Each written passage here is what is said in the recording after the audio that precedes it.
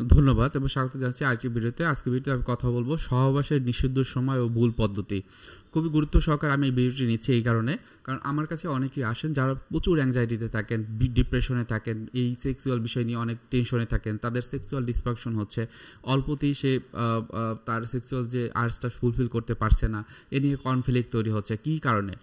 এখন অনেক ক্ষেত্রে দেখা যায় যে তাদের সহবাসের নিষিদ্ধ সময়টাই হয়তোবা স্ত্রী অথবা হাজব্যান্ড এটাকে নির্ধারণ করে দেন। তার পার্টনার যে সে এটাকে মেনে নিতে পারে না, সে মনে করে সহবাসের আবার নিষিদ্ধ সময় কি, এটা সবসময় একই রকম। এটা যখন হয় তাদের ভিতরে একটা কনফ্লিক্ট তৈরি হয়। বিভিন্ন বিষয়ে ভুল পদ্ধতি সম্পর্কে তারা বিভিন্ন রকমের নেতিবাচক ধারণা ধারণ করে। তারা মনে করে ধর্মে এই জিনিসটি নেই, ধর্মে এই জিনিসটিকে এভাবে বলেছে।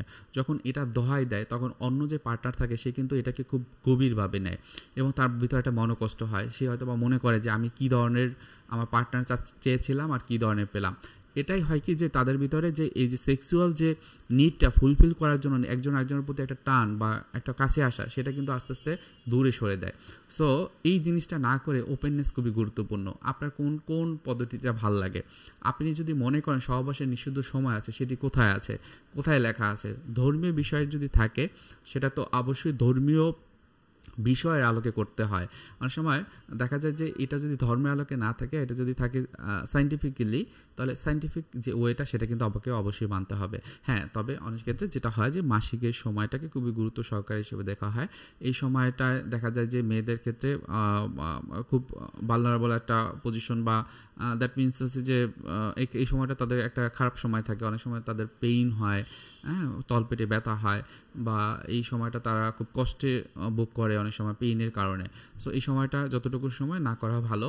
এবং অনেক সময় দেখা যায় যে অনেকে আছে যে পায়ুপথে সহবাস করতে চায়। সো এটা কিন্তু বিভিন্ন রকমের ডিজিজ কিন্তু হতে পারে।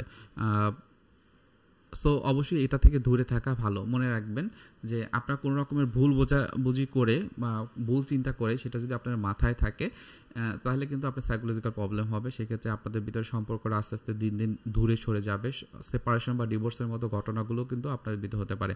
তাই সহবাসের নিষিদ্ধ সময়ে সায়েন্টিফিক্যালি যেটা বলে সেটা মেনে চলা খুবই ভালো, কারণ এটা আপনার ফিজিক্যাল এবং মেন্টাল যে সিচুয়েশনটাকে সেটাকে অ্যাক্টিভ রাখবে। আপনি কিন্তু ভালো থাকতে পারবেন, প্রোডাক্টিভিটি আস্তে বৃদ্ধি পাবে। যদি না হয় ভুল পদ্ধতির মাধ্যমে আপনি যদি সবসময় এটা চলেন, তাহলে কি হবে যে আপনার প্রোডাক্টিভিটি আস্তে আস্তে কমে যাবে।